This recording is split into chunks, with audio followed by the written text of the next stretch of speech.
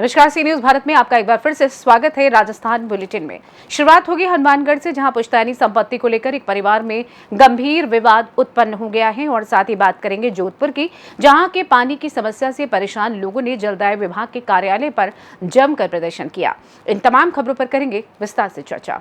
हनुमानगढ़ जिले के हनुमानगढ़ टाउन क्षेत्र में पुश्तैनी संपत्ति को लेकर एक परिवार में गंभीर विवाद उत्पन्न हो गया। प्रार्थीगण शंकर सिंह, धर्मेंद्र कुमार, हरमेंद्र और दीक्षांत कड़वासरा ने जिला पुलिस अधीक्षक को 2 अलग-अलग प्रार्थना पत्र सौंपते हुए आरोप लगाया है कि उनके परिवार के कुछ प्रभावशाली सदस्य उनकी कृषि भूमि और मकान पर अवैध रूप से कब्जा करने का प्रयास कर रहे हैं। इस संबंध में 19 अप्रैल को थाना हनुमानगढ़ टाउन में परिवाद दिया गया था, लेकिन पुलिस द्वारा अब तक कोई कार्रवाई नहीं की गई। प्रार्थीगण का ये भी कहना है कि पूर्व में अपराधीगण द्वारा प्रार्थी हरमेंद्र के मकान में बने एक कमरे पर जबरन कब्जा कर लिया गया था।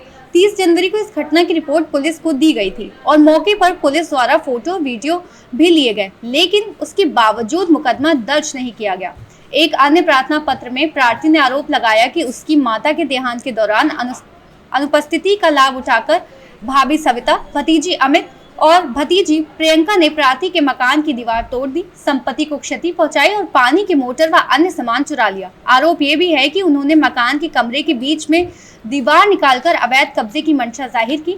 जाहिर है उक्त मकान और कृषि भूमि से जुड़ा मामला राजस्थान उच्च न्यायालय जोधपुर में लंबित है, जहां ये यथास्थिति बनाए रखने का आदेश जारी है। इसके बावजूद आरोपियों द्वारा खुलेआम न्यायालय के आदेश की अवहेलना की जा रही है। प्रार्थीगणों ने प्रशासन से मांग की है कि आरोपियों के विरुद्ध तत्काल कानूनी कार्रवाई की जाए, मुकदमा दर्ज किया जाए तथा उन्हें पाबंद किया जाए ताकि वे दोबारा इस तरह की हरकत ना कर सके। वहीं इस पूरे प्रकरण में पुलिस की निष्क्रियता पर भी सवाल खड़े हो रहे हैं। स्थानीय लोगों का कहना है कि अगर समय रहते प्रशासन ने उचित कदम नहीं उठाया तो ये विवाद गंभीर रूप धारण कर सकता है और कानून व्यवस्था के लिए एक चुनौती बन सकता है। बताएं। मेरा नाम नवदीप कड़वासरा है और अमित कड़वासरा एडीजी है जो, और प्रियंका कड़वासरा जो होमगार्ड डिपार्टमेंट के अंदर कमांडेंट है। उनके खिलाफ मतलब कानूनी एक्शन लेने के लिए एसपी साहब को दरख्वास्त देने के लिए उनकी जातियों से परेशान होकर सारा परिवार आ जाए है। आपको ये थोड़ा मैटर में बता देता हूँ।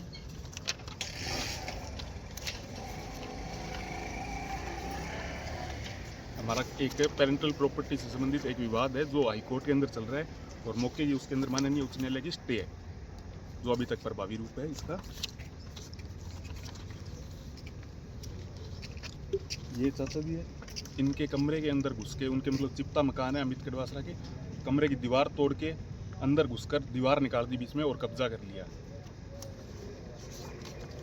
उसकी एक प्रति हमने टाउन थाना के अंदर दी, अभी तक कोई कार्रवाई नहीं हुई। ये है 30 जनवरी। और उस दौरान क्या, जब ये कब्जा किया मेरे दादी जी एक्सपायर हुए थे और हम शोक सभा के अंदर बैठक वगैरह चल रही थी हमारी, और उस दौरान अमित की मौजूदगी के अंदर ये सब काम हुआ है और होमगार्ड के लोग हैं जो उन्होंने कब्जा करवाया है। उनकी फ़ोटो वगैरह हमारे पास सब है। फिर हमने एसपी साहब को मिले हम 5 तारीख को 5/2 को, तो अभी हमारी कोई सुनवाई नहीं हुई। फिर हम आईजी साहब से मिले बीकानेर, उसमें भी बयान वगैरह हुए लेकिन आगे कोई एफआईआर दर्ज होना या फिर कोई कार्रवाई नहीं हुई। फिर ये हमारी कोई सुनवाई नहीं कर रहा, उसके संबंध में भी टाउन थाना के अंदर एप्लीकेशन दे दी और उसी के रिलेटेड आज मतलब एसपी साहब से मिलने आए। उनकी जातियों से बिल्कुल पूरा परिवार परेशान हो चुका है, इसलिए मतलब समझाइश वगैरह सब उनको करके देख लिया, सैकड़ों बार परिवार की पंचायतें होगी लेकिन वो मानने के लिए तैयार ही नहीं है। हाई कोर्ट का आदेश उनको बताया, अभी अमित को बताया कि अभी हाई कोर्ट का आदेश है, इसके बावजूद आप मतलब घुस रहे हो, अवैध कब्जा कर रहे हो। कहता मैं नहीं मानता हाई कोर्ट को, न्यायालय की अवमानना हुई है जिसके संबंध में कंटेम्प्ट हाई कोर्ट में लग चुका है।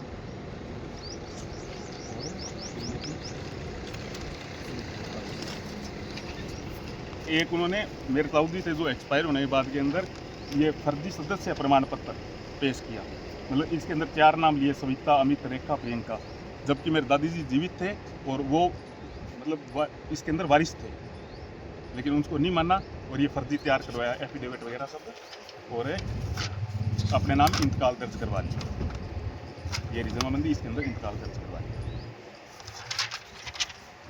और उस दौरान क्या हुआ, दादी जी थे घर पे, जो बैठक चल रही थी और थी, तो दादी जी बोले मैं उनको समझाइश का प्रयास कर लेती हूँ, मैं उनके घर पे जाती हूँ, वो आपकी दादी जी से पूछूँ।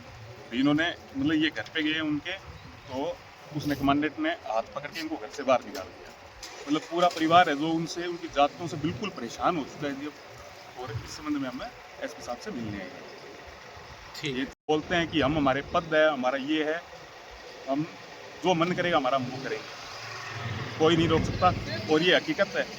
पुलिस वाले भी अगर थाने में जाते हैं ना तो देख के हंसते हैं कि जी हमें सब पता है आप सही हो, लेकिन हम उनके खिलाफ कोई कार्रवाई नहीं कर सकते। ये चीज़ पुलिस वाले कहते हैं कि अभी हमें सब पता है।